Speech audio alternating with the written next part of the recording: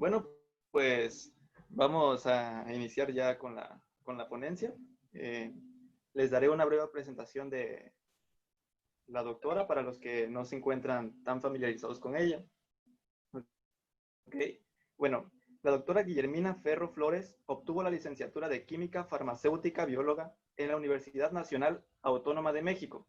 Realizó estudios de posgrados en procesos farmacéuticos en esta misma institución y obtuvo el doctorado en ciencias con especialidad en física médica en la Universidad Autónoma del Estado de México. Realizó estancias de investigación científica en el Instituto de Investigación de Energía Atómica de Japón y en la Escuela de Medicina de la Universidad de Massachusetts, en Estados Unidos. Es miembro de la Academia Mexicana de Ciencias y del Sistema Nacional de Investigadores Nivel 3. Actualmente es líder científica del Laboratorio Nacional de Investigación y Desarrollo de Radiofármacos del Instituto Nacional de Investigadores Nucleares. Ok, bueno, pues les dejo con la doctora para que empecemos con este tema muy interesante. Gracias. Bueno, pues muchas gracias a Ángel, a Dionisia, que son los que he tenido contacto, y sobre todo, muchas gracias a la comunidad estudiantil de física de la Universidad Juárez Autónoma de Tabasco, y primero que nada quiero felicitarlos porque son de este grupo que se ha preocupado por estudiar las ciencias. La ciencia y la tecnología son muy hermosas, y todos y todas deberíamos de tener la oportunidad de vivirla intensamente. Bueno, el tema de hoy, como habían dicho ellos, que era sobre radiofármacos para imagen molecular y radioterapia de blancos moleculares, investigación translacional. Yo le puse este nombre porque el laboratorio se llama radiofármacos, pero igual podríamos llamarle, para ustedes que son físicos y que se interesan en esto, física médica en medicina nuclear, investigación translacional, que prácticamente es lo que hacemos cotidianamente. ¿Por qué estos tantos nombres? Radiofármacos, física, medicina, investigación translacional. Primero, antes que nada, quiero decirles que los felicito porque sean físicos, pero si ustedes quieren seguir creciendo y los que se interesen por incorporarse a este maravilloso mundo de la ciencia y la tecnología, que nuestro país desafortunadamente no es tan difundido, y como les repito, todos deberíamos de tener la oportunidad de vivirlas intensamente, es porque si ustedes quieren avanzar en la ciencia deben ser multidisciplinarios, ¿sí? En el Instituto Nacional de Investigaciones Nucleares, en este Laboratorio Nacional de Investigación y Desarrollo de Radiofármacos, tenemos un grupo multidisciplinario.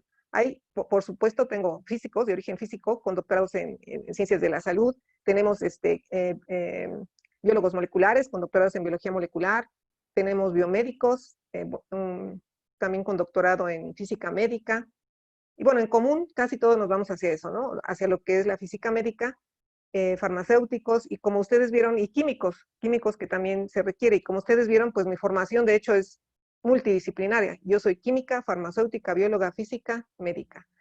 Entonces, al ser multidisciplinario, lo que nosotros hacemos en el laboratorio es iniciar desde la primera fase, que son la generación de nuevos sensores, nuevas moléculas. La fase preclínica se llama siempre que se hacen estudios in vitro, ¿sí? Los estudios in vitro son en células, en animales, en suero humano, estabilidad, etcétera. Se pasa por varias fases hasta que podemos pasar entonces a la fase en humanos y finalmente llevarlo a que sirva. Porque el beneficio aquí es hacer investigación translacional, es decir, que podamos utilizarlo en los hospitales, ¿sí? Entonces, primero, como el título decía por ahí, investigación transnacional, pues, ¿qué es la investigación transnacional? En la industria farmacéutica se refiere al traslado del conocimiento de la investigación básica al desarrollo de radiofármacos para el tratamiento de enfermedades. Estos estudios tienen ese carácter preliminar y preceden ensayos clínicos a gran escala, pero la investigación translacional es una investigación básica aplicada, cuya finalidad es conseguir que los descubrimientos de las ciencias básicas redunden en beneficio de los pacientes, en este caso para nosotros, que redunden en beneficio de los pacientes mexicanos. Bueno, y hablábamos por ahí de otra cosa, porque veíamos que eran imágenes moleculares, blancos moleculares específicos. ¿Qué son las imágenes moleculares? Las técnicas de obtención de imágenes moleculares detectan y registran la distribución en el tiempo y en el espacio de procesos moleculares o celulares para aplicaciones bioquímicas, biológicas, diagnósticas, terapéuticas. en nuestro caso diagnósticas y terapéuticas. Esto es lo que va a diferenciar sobre todo a la medicina nuclear de otras técnicas. Si ustedes hacen una radiografía, va a ser en un momento. Nosotros administramos un compuesto, como vamos a ver, y vamos a poder trazarlo en el tiempo y en el espacio para poder hacer modelos biocinéticos, modelos biofarmacéuticos, que a través de esos modelos biocinéticos, que no es más que la descripción matemática de la distribución de algún sensor en función del tiempo, vamos a poder calcular la cantidad de dosis de radiación que vamos a poder depositar selectivamente en los tejidos, por ejemplo, tumorales. Entonces, precisamente, ustedes vieron ahí la palabra radiofármacos, y el objetivo de los radiofármacos es obtener imágenes utilizando herramientas desarrolladas por la biología molecular, pero con métodos aplicables in vivo. Ahí me faltó, ¿no? Métodos aplicables in vivo. Entonces, como les decía, esto es multidisciplinario, y como muchos no se acuerdan, regresando a sus clases de la secundaria, o de la primaria, ¿no? Que todos saben, porque pueden, algo que yo no soporto de los estudiantes y que siempre les digo, no digas eso, es que de repente van ahí y dicen, es que yo soy físico y no sé de biología. No, es que yo soy químico y no sé de física. No, aquí todos somos multidisciplinarios. Y desde la primaria, si nos regresamos a estos conocimientos, ahí están y siempre hay que estudiar. De hecho, les comentaba que yo tenía por ejemplo, la física que trabaja con nosotros, cuando llegó ahí, pues desconocía las estructuras. Actualmente ella les enseña una estructura química y te identifica perfectamente los diferentes aminoácidos y demás. Y les digo, esa es la manera de avanzar. Bueno, entonces recordando nuestras clases de la secundaria, se acuerdan que tenemos el ADN, y el ADN después viene la RNA polimerasa, que abre la cadena de ADN, viene el RNA mensajero, que copia esta cadena, sale este RNA mensajero al citoplasma, esto es el núcleo, ¿sí?, de la célula. Obviamente el ADN está en el núcleo, aquí tenemos la membrana nuclear, sale el RNA mensajero al citoplasma de la síntesis, y en los ribosomas es leído, ¿sí?, y cada 3 secuencias de bases de ADN, de bases nucleótidas, es leída, y cada 3 se llama codón. Cada codón va codificando para lo que se llama un aminoácido, que es la base de la vida. Cada aminoácido empiezan a producir una cierta proteína, ¿sí? Y esto se llama traducción, ¿sí? Entonces empiezan a producir la proteína. Entonces, ¿por qué les enseño esto? Porque a veces decimos, ¿qué es la expresión génica? Nosotros somos proteínas, ¿sí? Todas las funciones que tenemos, vivimos gracias a que somos proteínas, y precisamente esta secuencia, la expresión génica, es una proteína. Entonces, la pregunta es sencilla. ¿Qué es la expresión génica? Una proteína, ¿sí? Entonces nosotros, si pudiéramos, ¿cómo podemos inhibir la expresión génica? Pues si yo pusiera, por ejemplo, una cadena aquí antisentido del RNA mensajero antes de que pudiera ser leída, estaría inhibiendo la expresión génica. En las enfermedades siempre pasa esto, ¿sí? Que hay inhibición de la expresión génica, o hay proteínas que activan la expresión de cierta proteína, que no todas son benignas, ¿verdad? Ayudan al crecimiento de los tumores en lugar de inhibirlos, pero nosotros con los medicamentos tratamos de inhibir esas proteínas que están fomentando las enfermedades. Entonces, por ejemplo, ¿cómo es esto de la expresión génica?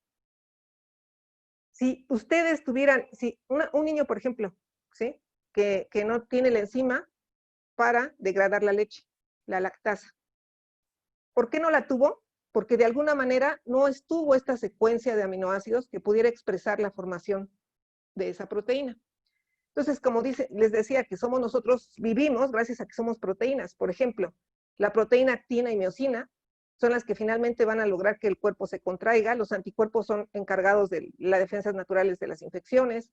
El colágeno, que gracias al colágeno podemos sostenernos, ¿sí?, en toda nuestra estructura. Las enzimas, que catalizan todas las reacciones de los organismos vivientes. La hemoglobina, que transporta el oxígeno en la sangre. Y muchas hormonas. Y hay algo muy importante: los receptores de las células. Nosotros tenemos muchos circuitos celulares, circuitos bioquímicos, que también son los que nos dan vida y nos regulan. Y esos circuitos, las células, para poder responder, porque las células son toda una maquinaria, se basan en que tienen receptores o proteínas en su superficie que son activados para producir cierta respuesta. Ahora bien, aquí hablábamos de que imagen molecular. Ustedes han oído hablar, tal vez, los que se interesen en la física médica después, sobre la tomografía por emisión de positrones y la tomografía por emisión de fotón único, ¿sí? Que son técnicas que se llaman PET y SPEC, y se fusionan generalmente con la tomografía computacional. Estas técnicas, como les decía, a diferencia de una técnica de un rayos X o de una tomografía convencional, te van a dar información a nivel metabólico, bioquímico y molecular sobre el funcionamiento de los diferentes órganos y tejidos in vivo, de forma no invasiva, mediante el uso de radiofármacos o también conocidos como radiotrazadores. Le llamamos radiofármacos porque pues no es cualquier radiotrazador que yo agarre y le inyecte a una persona lo primero que me encuentro, no voy a, este radionúclido se lo inyecto, no, sino que yo le doy una forma farmacéutica. Esto quiere decir, tiene que ser eficaz, estable y seguro. Entonces tiene que pasar toda la preparación como cualquier fármaco, porque se lo van a inyectar, ¿no? Lo que es el PET y el SPEC son las técnicas diagnósticas más avanzadas y precisas en oncología, neurología y cardiología, ¿sí? Actualmente son técnicas de primer mundo para diagnósticos y, como veremos más adelante, también para las terapias de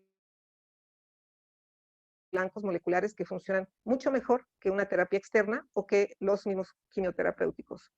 Entonces, por ejemplo, aquí en neurología, ¿por qué? Ustedes han oído hablar de que el cerebro pues, se nutre precisamente de azúcar, ¿no? Lo que se hace es hacer un trazador basado en azúcar y vamos a poder estar midiendo el flujo cerebral, y entonces poder estar detectando anomalías en Alzheimer, en demencia o en la captación específica de tumores. En cardiología se miden 14 funciones, que me parece cardíacas, y de hecho la aplicación más grande creo que es en cardiología, ¿sí? Y en oncología, bueno, por obvias razones, ¿no? Para la detección específica de ciertos tumores. Entonces, como les decía, si nosotros tenemos una célula tiene un núcleo y tiene aquí muchas proteínas, ¿sí? Estas proteínas se llaman receptores, que son específicos, y podemos activarlos o desactivarlos. Pero todo esto, como trabaja la célula, ¿qué es? Son circuitos genéticos con procesos de reconocimiento, pero sobre todo son instruidos y se autorregulan mediante múltiples retroalimentaciones.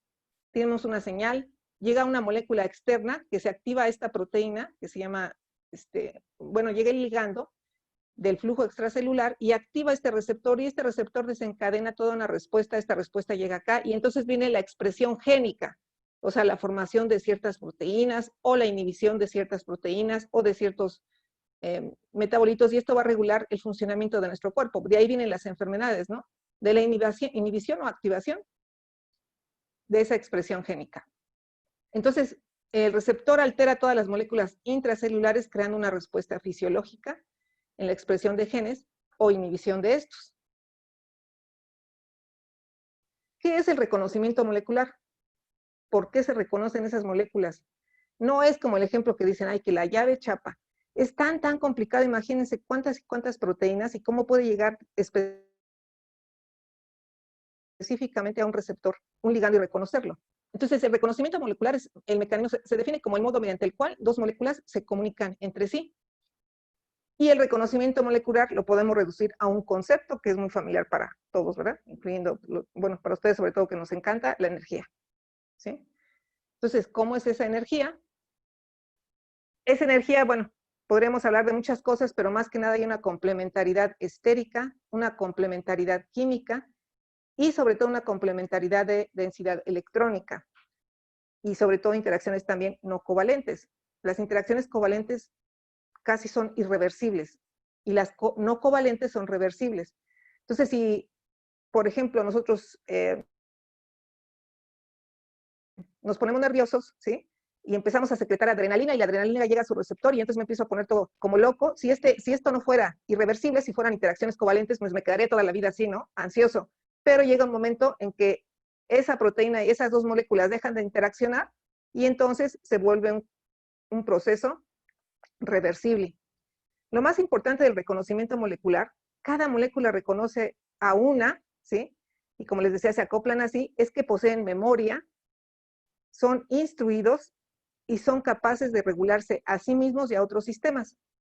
Esto de reconocimiento molecular, para mí, que no está en los libros, yo digo que son códigos energéticos. Así como cuando nosotros tenemos un código, así que empezamos con el código binario en una computadora y que con un código binario yo puedo hacer una infinidad de programas, igualito, las moléculas en el cuerpo tienen códigos energéticos, ¿sí? De tal manera que pueden generar e instruirse y reconocerse y tener memoria y regularse, ¿sí? En ese mar de moléculas, en ese mar de sustancias que tenemos en el organismo, en ese mar de células, ellos son capaces de reconocerse. Entonces aquí, por ejemplo, tenemos un ejemplo, ¿no? Esta proteína, que ven la morada, ¿sí? Es un receptor, ¿sí? Que es el péptido liberador de gastrina, así se llama, receptor del péptido liberador de gastrina. Es una proteína, es muy grandota. Luego nosotros tenemos acá un sensor o un radiofármaco, como le llamamos, que le pusimos un radionúclido. Aquí se ven aparentemente en el mismo tamaño, pero en realidad este sensor o radiotrazador es una molécula muy pequeñita que va a reconocer en un sitio específico a esta proteína, donde lo reconoce a través del reconocimiento molecular, como les decía, que es un acoplamiento, ya les había dicho, energético, químico, estérico, densidad electrónica, etcétera. Se une específicamente, solo reconoce a esta proteína entre miles de proteínas. Cuando llega el péptido, esta proteína, la morada, se sobreexpresa en una etapa muy temprana del cáncer, como les decía, expresión génica. ¿Qué empieza a pasar? Que de repente una célula empieza a generar esta proteína porque esta proteína es mitótica. ¿Qué quiere decir? Le va a ayudar a reproducirse a las células de cáncer. Entonces la empieza a producir antes de que nosotros detectemos una masa en el cáncer de mama. Cuando detectamos una bolita, pues es que ya está muy avanzado, ¿no? Pero aquí no hay bolita. Esta proteína se empieza a expresar en lo que se llama la etapa de la carcinogénesis, o sea, del origen. Nosotros tenemos un sensor radiomarcado, que en este caso se llama bombecina. Esta bombecina la reconoce, se lo inyectamos, se lo administramos a una persona y vean, hay una captación que ven aquí casi, aunque sí se expresa de manera normal esta proteína en las glándulas mamarias, se sobreexpresa cuando empieza a haber un proceso de carcinogénesis. Entonces aquí vamos a ver que hay una mayor captación que acá, ¿sí? ¿Y qué es lo que estamos viendo aquí? Esto no es una bola, no es una bola que la persona se toque y es una bola, porque si fuera una bola, ¿para qué le hacemos estudio, no? Ya le estaría colgando ahí el tumor. Esto simplemente lo que está detectando es la expresión génica del cáncer en una etapa temprana, ¿sí? Estamos detectando la carcinogénesis. ¿Y cómo se llama esto? Que estamos viendo esta imagen, ¿sí? Es una imagen molecular de la expresión génica de una proteína en una etapa temprana del cáncer. Por ejemplo, aquí una persona va y le hacen una mastografía, que es un rayos X. No, pues no, usted, muy bien. Le hacemos un estudio de medicina nuclear, ¿sí? Con la bombecina y empezamos a ver aquí cómo tiene diferente captación y podemos decir que está desarrollando un cáncer en una etapa temprana. Ahora, en este caso era un cáncer en una etapa temprana, pero a veces dicen los médicos, no se convencen con eso. Yo quiero ver una bolita así como se ven en las radiografías. Bueno, tenemos otra proteína, que son las integrinas. Las integrinas son las que empiezan a darle, hacen que están en el endotelio celular de las células maduras, pero están muy sobreexpresadas en los endotelios activados en la neovasculatura de tumores, porque las integrinas se expresan mucho cuando el tumor empieza a formar muchos vasos sanguíneos para tener cómo alimentarse, para poderse nutrir. Entonces está muy expresada esta proteína que se llama integrina. Cuando yo le inyecto, como ven, aquí sí se ve una bolita, pero estoy viendo otro tipo de proteína utilizando otro tipo de sensor, porque aquí ya no es bombecina. El sensor que aquí utilizo es un péptido pequeño que se llama RGD, que reconoce a esta proteína y que entonces puedo detectar esa bolita en cáncer de mama. Los radiofármacos tienen muchas aplicaciones en los tumores de origen neuroendocrino, como les decía, en cáncer de mama, en anti-CD20, incluso no nada más para oncológicas, también pueden detectar procesos infecciosos in vivo. Esto es muy importante, por ejemplo, una persona que tiene bueno, aquí lo que hicimos es aislar un péptido de la piel que tenemos nosotros normalmente, que es un péptido antimicrobiano.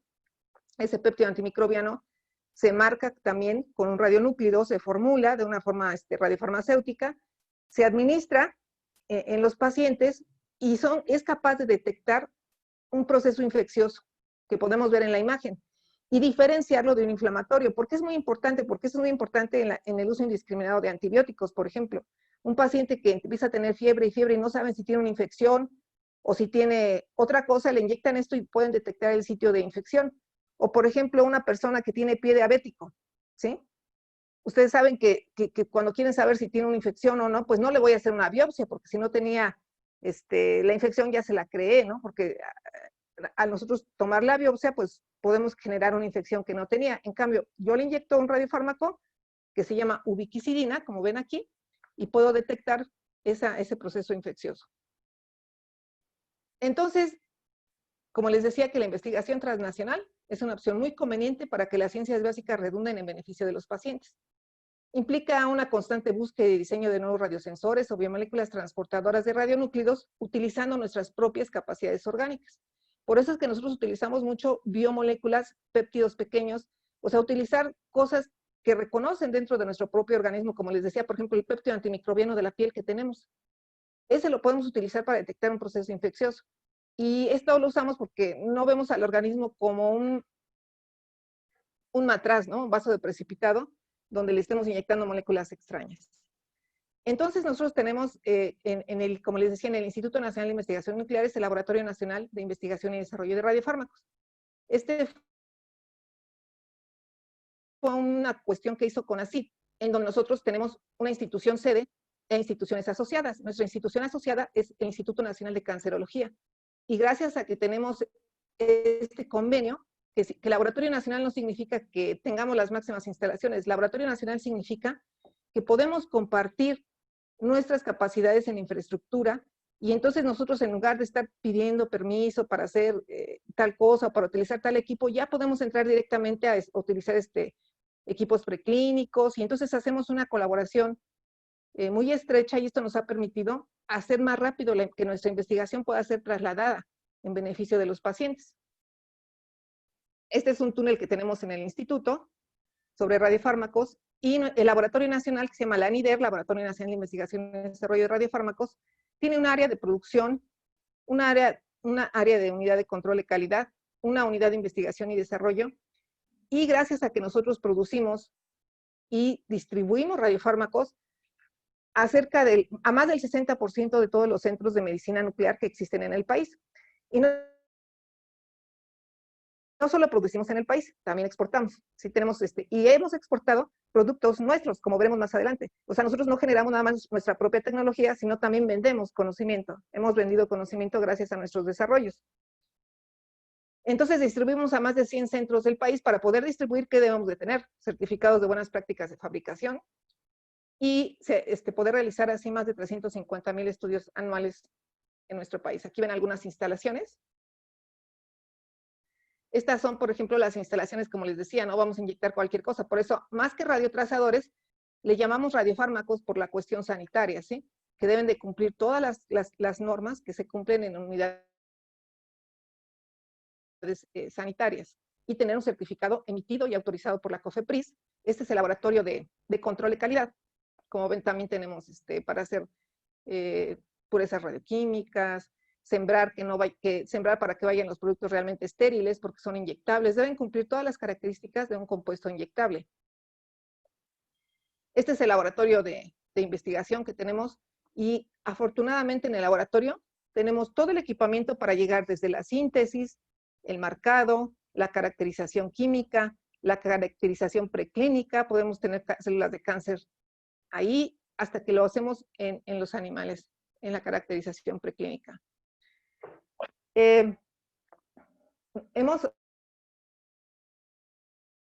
Ya después a lo largo, a pesar de que primero tenemos varios desarrollos, tenemos 4 patentes, pero 2 patentes que ya tenemos licenciadas y que es lo que les decía que hemos logrado hacer un acuerdo con una empresa belga que se llama ANMI, y pues nos han comprado esas patentes, ¿no? A nivel que ahorita están registrándose pues en varios países, en la Unión Europea, en Estados Unidos, etcétera. Y estas 2 patentes se relacionan con la detección por imagen de cáncer de próstata y el tratamiento de cáncer de próstata, las 2 moléculas.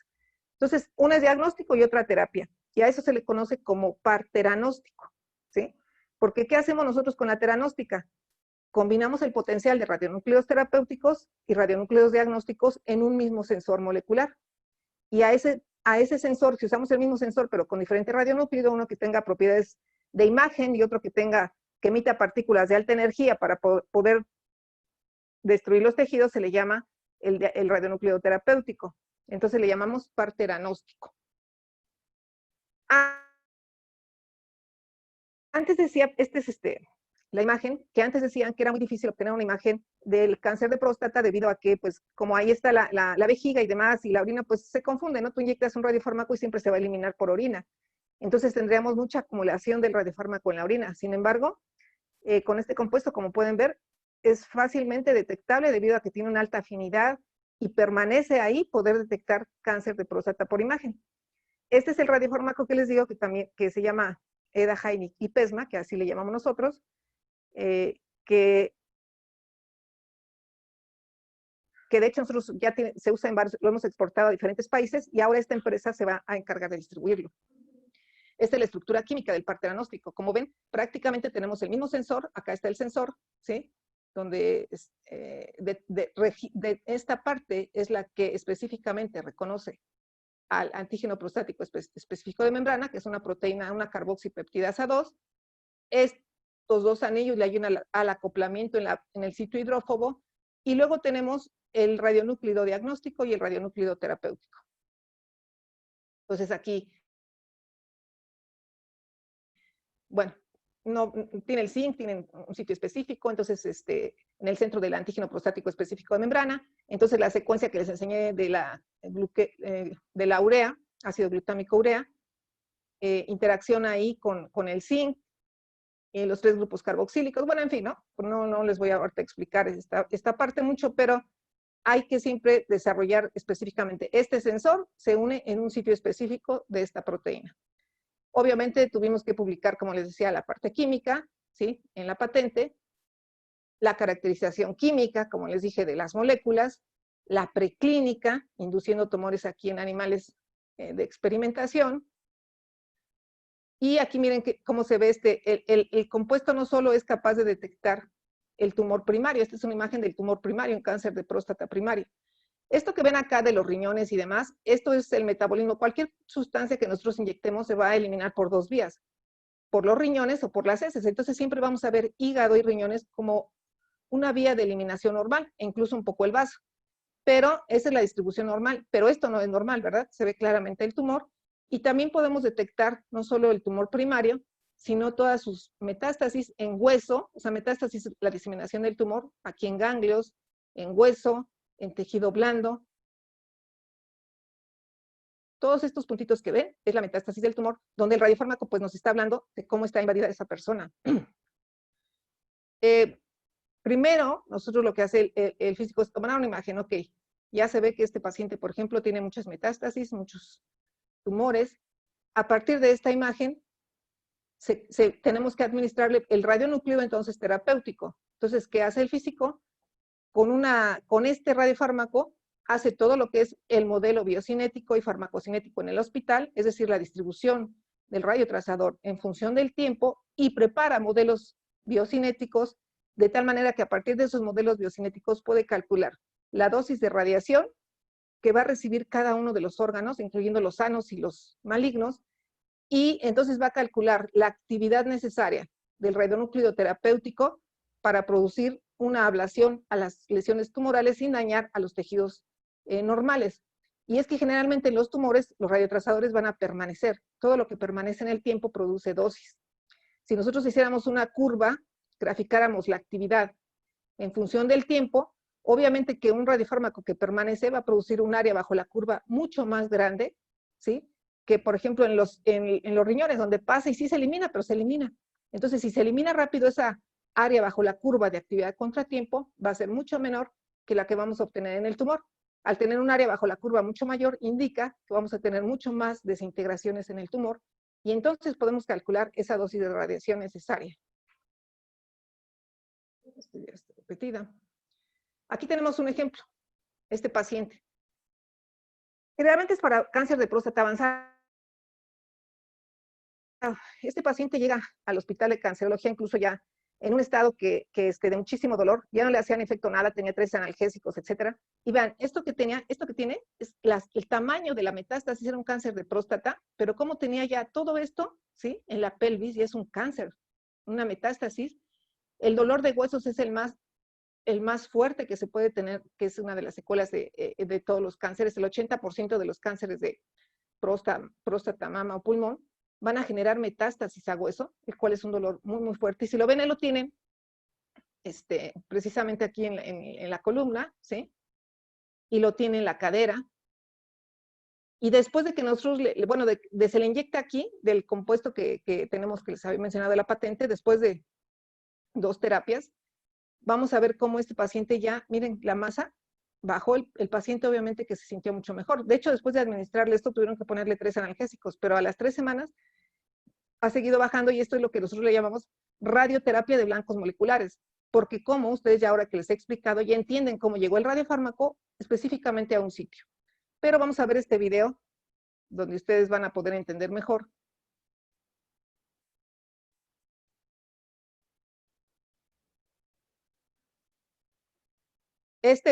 Aquí, por ejemplo, tenemos el radiofármaco, ¿sí? El péptido, ¿sí? El sensor, en este caso es el lutecio 177,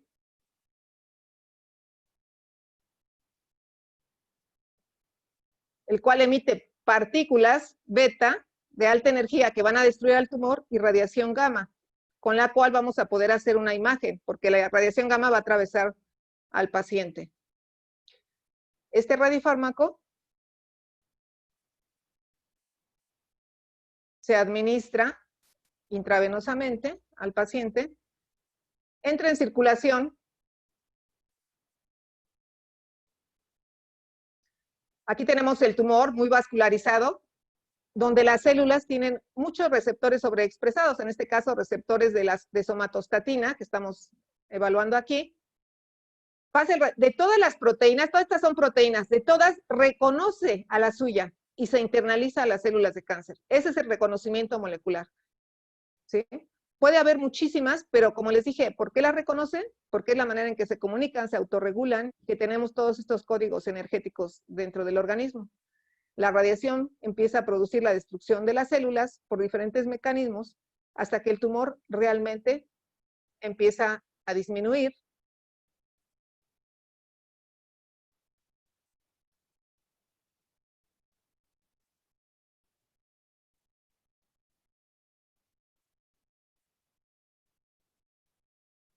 Aquí vemos como el tumor que tenía después de la primera inyección, y cómo realmente desaparece la masa tumoral, ¿sí? O sea, algo que les había enseñado. Este video es de una empresa que se llama ITG, no crean que es mi video, pero es lo que ocurre, ¿no? Y entonces, vemos aquí, lo mismo ocurre. Este paciente, si ven, tenía aquí también, ¿sí? Es la parte anterior y posterior, como tenía esta gran masa tumoral antes del tratamiento y después del tratamiento, ¿sí? Cómo poder, o sea, realmente es, esto si yo tuviera que hacerlo por radioterapia externa, por mucha planeación que yo hiciera, que sí está muy bien también la radiación externa, a veces hay que hacer muchas sesiones, y por más que cuidemos vamos a dañar a la vejiga, vamos a dañar más a los huesos. En cambio aquí la radiación está realmente dentro de las células, ¿sí? Esa es la ventaja de la terapia. Este es otro paciente, miren, vean cómo todo esto que ven era el cáncer diseminado completamente en su organismo. Todos estos puntitos, obviamente, como les digo, el hígado y los riñones son normales, pero todos estos puntos eran metástasis, ¿sí? Grandes, pequeñas, por todos lados que tenía el paciente, y después de los tratamientos vean cómo realmente disminuye de una manera muy significativa. También es útil para ver lo de la imagen, como les decía, en tumores de glioblastoma, y es una inyección, no es radiación ni son planeaciones. En cáncer de mama también, por ejemplo, aquí teníamos una paciente de cáncer de mama avanzado que no era candidata a cirugía debido a que el tumor primario tenía una dimensión de 3.8 centímetros, ¿sí? Con diseminación a ganglios. Se supone que generalmente si tienen más de 2 centímetros, ya les dan quimioterapia. No son candidatas a que les extirpe nada más el tumor, porque pues lo que se trata es, ya lo más probable es que más de 2 centímetros esté diseminado. Entonces, después de que le administramos, aquí vemos que tenía el tumor primario que medía 3.8 centímetros y otras lesiones metastásicas. Entonces, le administramos lutecio y después de administrar lutecio, el tumor disminuyó a 1.7 centímetros y de hecho se destruyeron células malignas en otros ganglios. Entonces, ya fue posible hacerle la cirugía, ¿sí? La mastectomía a esta paciente y pues actualmente está bien, ¿no? Esto es lo que les digo, que es una parte que nada más se los quise mostrar, pero lo que se calcula es no producir más de 2 a 3 Gray. Gray es la dosis de radiación que nosotros utilizamos, que son realmente joules por kilo. Es una unidad normalizada. Entonces, al tumor siempre queremos darle 100 Grays, ¿sí? Nosotros siempre buscamos eso sin sobrepasar de 2 a 3 Grays a la médula ósea, que es el único problema es ese, ¿no? La radiosensibilidad de la médula ósea.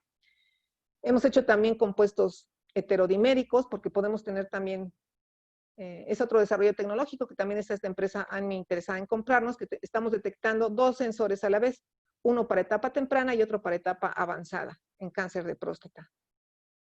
Y otra parte que también hemos hecho mucho es pues el trabajo de nanopartículas, ¿sí?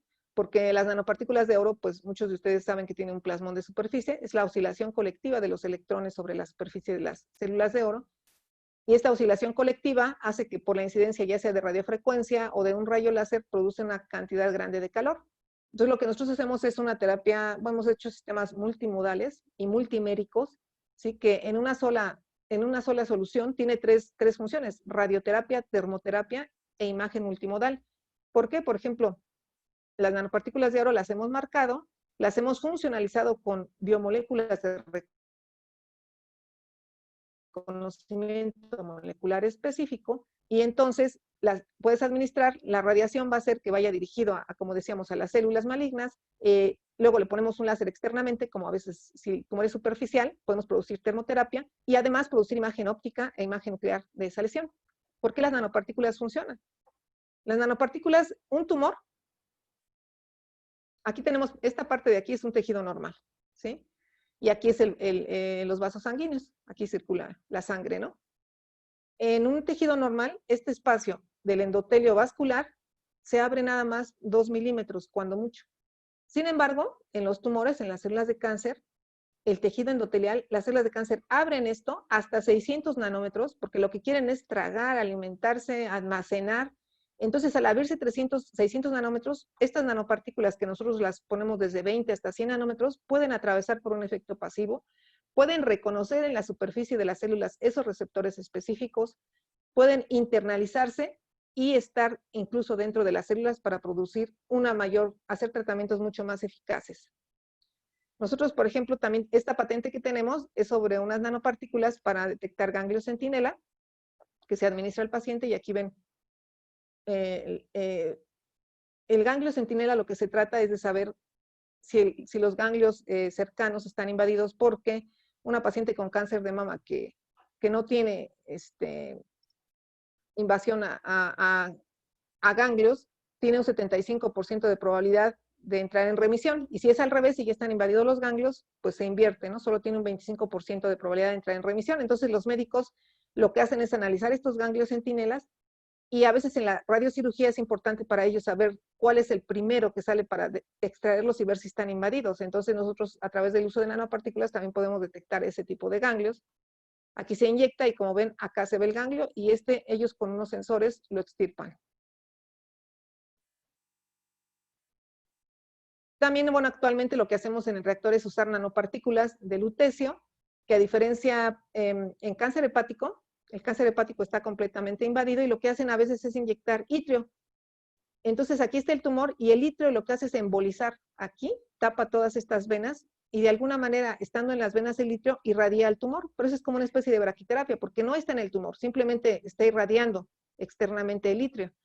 Lo que nosotros hacemos con el lutecio es ponerles nuevamente partículas de reconocimiento específico. En este caso le estamos poniendo la misma molécula de PESMA o RGD, que detectan de manera específica, o bombecina, algunos receptores de los que estén expresados, que también se expresan en el cáncer hepático. Bombecina, como les decía, no va a estar acá el radionúclido va a entrar hasta las células para producir una mayor eficacia terapéutica. Bueno, pues eso es lo que les quería comentar hoy. No hacemos que todos se aburran, Y bueno, este es el Instituto Nacional de Investigaciones Nucleares y algunos de nuestro grupo ahí presentes. Pues, muchas gracias. Dionisio. Podemos empezar a las preguntas, ¿no? Sí, sí, claro. Bueno, pues ya hay algunas preguntas aquí. Muchas gracias por el tema que nos ha impartido. De verdad que es muy interesante y pues es un honor tenerla aquí y que nos haya aceptado dar este tema. Hay algunas preguntas aquí ya, entonces se las voy leyendo y usted me las va respondiendo, ¿no? Sí. Okay. De Karen nos dice, ¿el cáncer se puede detectar tempranamente? Entonces los pacientes se pueden hacer estas pruebas sin síntomas. ¿Cómo podrían saber que necesitan hacer estos estudios de medicina nuclear o que tienen inicios de cáncer?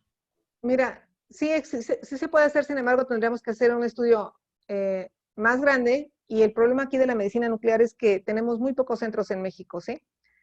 O sea, tenemos en todo el país cerca de 120 centros nada más, cuando en Estados Unidos tienen más de, bueno, por ejemplo, en Japón, que tiene el mismo número de población que nosotros, tienen casi 2,000 centros, en Estados Unidos tienen como 5,000 centros, y es muy útil, ¿sí? Pero aquí en México, una de las cosas que tenemos es la reducción y mucha regulación en cuanto al manejo de sustancias radiactivas. Eso es lo que nos ha frenado muchísimo. Y yo estoy segura que por técnicas de medicina nuclear molecular, el cáncer de mama se puede detectar de una etapa temprana. Sin embargo, que tú vayas y digas, quiero que me hagan un estudio de medicina nuclear, es muy difícil, a menos que tu médico, ¿sí?, te transmita allá al centro de medicina nuclear cuando ya hay algún problema. Entonces los mandan si él lo considera. El IMSS sí tiene centros de medicina nuclear, algunos, pero los utilizan más que nada para aplicaciones cardíacas. O sea, tú no vas al Chopo y te hacen un estudio de cáncer de mama, de próstata. No, no existe así de esa manera. Sí existe la medicina nuclear, pero va siempre ya prescrita por el médico. Y sí, se puede detectar en etapa temprana, que es lo que quisiéramos, ¿no? Para no tener que estar en tratamientos más agresivos. Ok. Elizabeth nos dice, ¿cuáles son los efectos secundarios que se presentan con la administración del radiofármaco en el cáncer de mama, ya que de forma normal las proteínas se expresan aunque no se tenga cáncer? Sí se expresan, pero precisamente la sobreexpresión es lo que te hace ver un contraste. Aquí tenemos dos cosas. Lo que es el riesgo de la radiación, o mal entendido de la radiación, ¿sí? Porque incluso algunos decían, no, es que la radiación produce cáncer.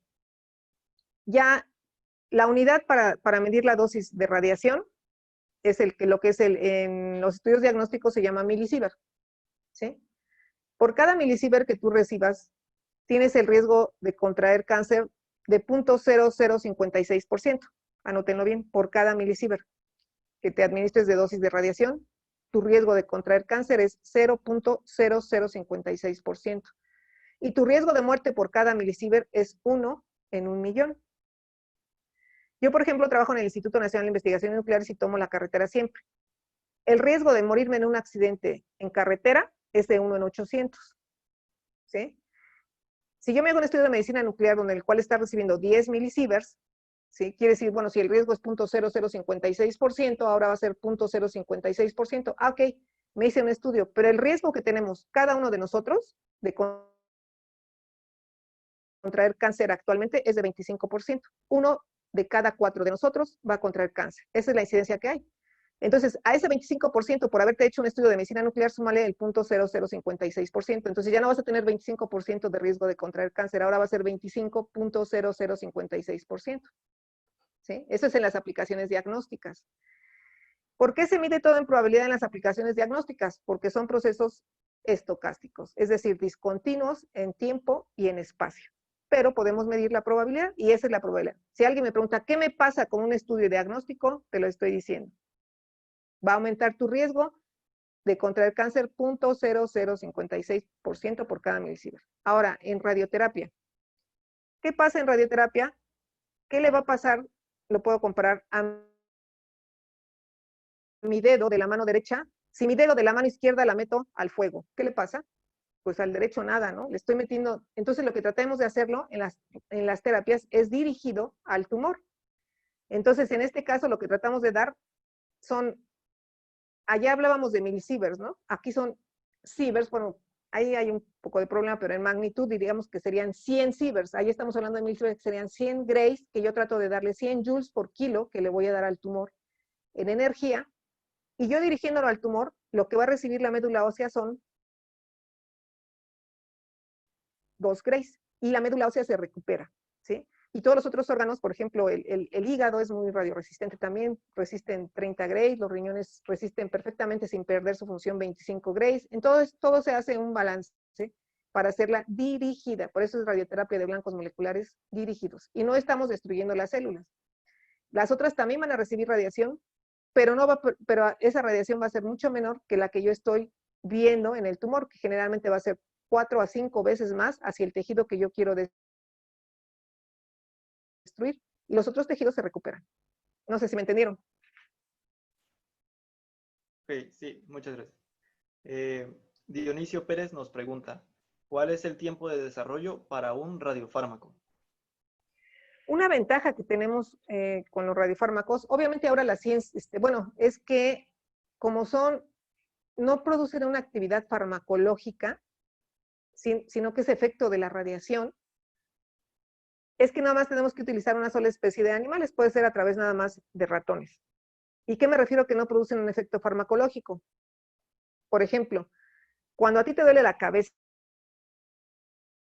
¿sí? Y tienes fiebre, te dicen, te vas a tomar 500 miligramos de ácido acetil salicílico cada 8 horas durante 5 días. Pero si tú en lugar de tomarte 500 miligramos, te tomas por única vez 5 miligramos, ¿qué te va a pasar? Pues no vas a tener efecto, ¿no? Vas a seguir con la fiebre y con el dolor, no vas a tener efecto farmacológico. Entonces nosotros, aunque usamos nuestras propias capacidades orgánicas, lo usamos en trazas. Los sensores que estamos utilizando en este caso es 1/100º de la dosis farmacológica. Siempre son trazas, de tal manera que no perturben el sistema bioquímico. Entonces, dado que no tenemos que hacer pruebas de farmacología, porque lo que hacemos es usar la biomolécula para que lleve la radiación y el efecto es físico, entonces es un dispositivo médico porque es un efecto físico. Energía por unidad de masa que yo deposito, como en una radioterapia externa con un equipo, son dispositivos médicos. Entonces, afortunadamente, solo nos piden para el registro y demás utilizar una sola especie animal y entonces empezar con la fase 1 en los pacientes, que es la biodistribución, la farmacocinética, la dosimetría. Entonces, ese lapso, pues te lleva alrededor de unos 3 años, de 2 a 3 años. Ya no es como antes, que eran 10 años, ¿no? De 2 a 3 años. Muchas gracias. Rice nos pregunta, ¿a qué se refiere con investigación translacional? Pues ya habíamos dicho, ¿no? Que Sí, trasladarlo para el beneficio de los pacientes, lo pusimos en varias diapositivas, ¿no? O sea, hacer una investigación que sea útil y que pueda ser trasladada, ese conocimiento al beneficio de los pacientes y que nosotros lo logramos gracias a que tenemos un convenio con este laboratorio con el mismo Instituto Nacional de Cancerología, ¿no? Entonces, traslado del conocimiento al beneficio social. sí. Elizabeth nos pregunta, ¿cuál es el proceso de eliminación por parte del organismo para el radiofármaco? Como cualquier otra molécula que tú inyectas, como decíamos, es una traza y todo lo que nosotros comemos o que nos inyectamos solo tenemos 2 vías de eliminación, que es renal a través de la orina y hepatobiliar, o sea, hepatobiliar a través del hígado y eso sale por las heces fecales. Entonces es la misma vía de eliminación, depende del radiofármaco, de su estructura química, o va a tender a eliminarse más por el hígado o más a eliminarse por los riñones. Rice pregunta, ¿por qué en las imágenes algunas zonas de la cabeza también está presente el radiofármaco? No es la cabeza, esa carita que se ven son las glándulas salivales, es una característica, precisamente todos los radiofármacos van a tener un cierto patrón, no todos se van a averiguar como distribución normal, por eso siempre sacamos cómo es la distribución normal en los pacientes. En ese caso del antígeno prostático específico de membrana, se ven las glándulas salivales y por eso se ve como la cabeza, ¿no? Pero digo en la cara, pero son las glándulas salivales y un poco la hipófisis, pero no está acumulado en el cerebro. De hecho, muy pocas sustancias se atraviesan la barrera hematoencefálica a menos que esté dañada. Karen pregunta, ¿este proceso es igual de fuerte que la quimioterapia? Hablando de los efectos secundarios que ésta tiene. Pues la quimioterapia generalmente te va a producir muchísimos efectos porque estás inyectando cantidades en cantidades farmacológicas, ¿sí? Los quimioterapéuticos, la gente incluso llega a tener al final de uno, pues diabetes, otros males. La quimioterapia es muy, muy agresiva porque te va a destruir de igual manera células normales que de cáncer, nada más que con las de cáncer se están reproduciendo más, te las destruye más. La terapia de blancos moleculares específicos, el único efecto que podría tener es que te bajara mucho la producción de la médula ósea que produce los componentes de la sangre, pero por eso hacemos dosimetría, y ahí está el papel de un buen físico. Un buen físico con una buena planeación no tiene ese efecto. Incluso los efectos en la radioterapia dirigida son mucho menores que en la radioterapia externa. En la radioterapia externa hay actualmente muchísimas técnicas y generalmente es paliativa, y aquí lo que estamos tratando de dar es una remisión, es decir, una cura aparente por mucho tiempo, ¿no? Porque está el proceso dirigido. Elizabeth pregunta, ¿la radiación se va a presentar también en las células sanas que expresan de forma normal la proteína? ¿Qué efectos secundarios se presentan a lo largo del tiempo durante la radioterapia? Hay estudios que Bueno, ya se los... demuestran que las... Perdón. Sí, Sigo leyendo lo que ella puso. sí. Hay estudios que demuestran que las nanopartículas de oro, plata, zinc inducen especies reactivas de oxígeno. Se ha evaluado si en conjunto con los sensores hay otros efectos subyacentes. Claro, eso ya lo hemos evaluado, eso es muy usado y también tenemos artículos. Lo que pasa es que tú en las nanopartículas no estás inyectando las nanopartículas tal, por eso yo hablo de radiofármacos. Las nanopartículas están cubiertas, en este caso, con péptidos, que son sustancias naturales del organismo. Entonces, de alguna manera, lo que estás haciendo es que pasan desapercibidas por el sistema inmune, ¿sí? Y no producen especies reactivas. Hay un artículo que tenemos que lo demostramos, que no hay especies reactivas cuando las estás cubriendo. O sea, tú las estás haciendo biocompatibles. No inyectas unas partículas que agarraste y preparaste en el laboratorio y así se las inyectas a una persona. Esa es una. Y la otra es que se administran en nano, a nivel nano, molar también, a nanoescala. O sea, tú estás inyectando unos cuantos átomos, nada más para que estén radiactivos. Entonces, esa es una gran ventaja, por eso se llaman radiotrazadores. Y lo que dice de las células normales es lo que ya les dije, ¿no? O sea, ok, acá se expresa, pero si yo estoy produciéndole al tumor 100 grays y en las células normales yo puedo producir 10, pero esas células se recuperan, porque la dosis no es tal que las va a matar, que va a matar el tejido, ¿sí? O que lo va a destruir. Y son radioresistentes, se reparan de forma normal. Lo importante es darle dirigida la mayor cantidad de dosis y obviamente que donde se están sobreexpresando, pero de una manera enorme, esos receptores es en las proteínas, en las células de cáncer, perdón. Okay. Marta pregunta, ¿hay alguna investigación de moléculas radioactivas que ataquen al coronavirus? Pues el coronavirus precisamente lo que produce es el RGD, ¿sí? Que les decía que ataca las integrinas. Precisamente al poner RGD que inhibimos esa proteína que es bueno, las integrinas están involucradas, pues, ¿sí? Y podría utilizarse lutecio con RGD para destruir donde está más acumulada esas integrinas que son necesarias para que el tumor también, el coronavirus esté adheriéndose ahí, porque tiene en todos sus cuernos mucha integrina, ¿sí? Y se podría destruir, pero bueno, eso ya, yo no trabajo en el área de virología, y para poder hacer esas pruebas no tengo ni las instalaciones ni nada, pero desde mi punto de vista, si tú utilizas lutecio RGD, sería posible hacer un tratamiento para eliminar esas integrinas sobreexpresadas en este virus, en sus cuernos que tiene de la corona. Tiene mucha integrina.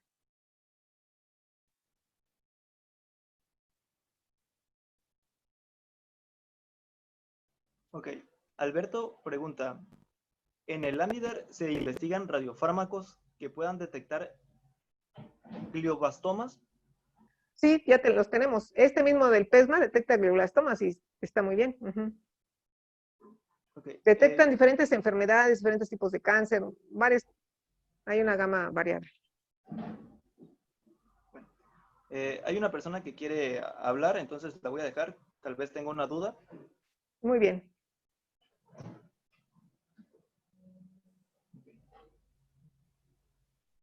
Bueno, esperamos que active su audio para que le pregunte algo.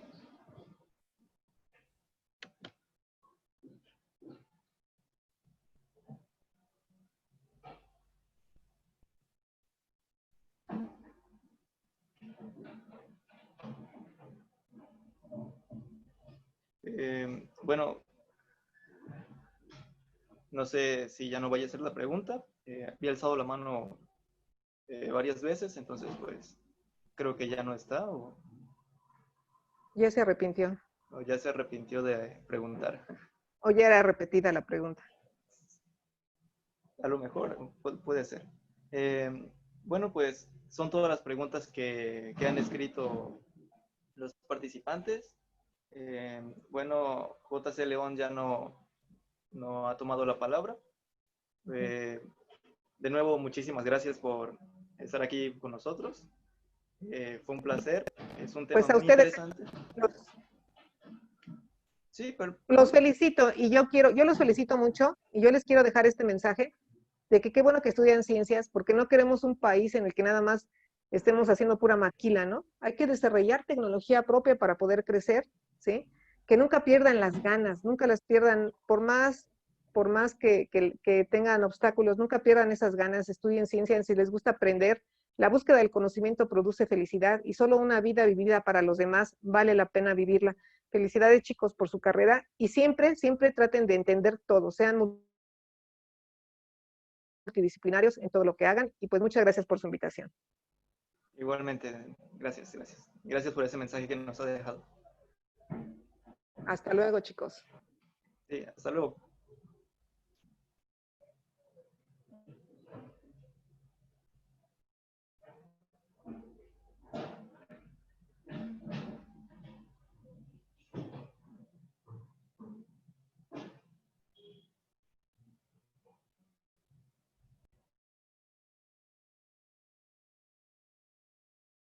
Bueno, vea, estoy viendo nada más el chat, muchos mensajes que sí les gustó, qué bueno, chicos. Sí, la verdad que estuvo muy interesante la ponencia. Fue bastante. Sí, ya vi que las preguntas ya las habías hecho y bueno, pues yo también les agradezco su tiempo. ¿Ya terminó la sesión? Sí. Un aplauso Gracias. virtual desde aquí de Tabasco. A ustedes, gracias. Bye.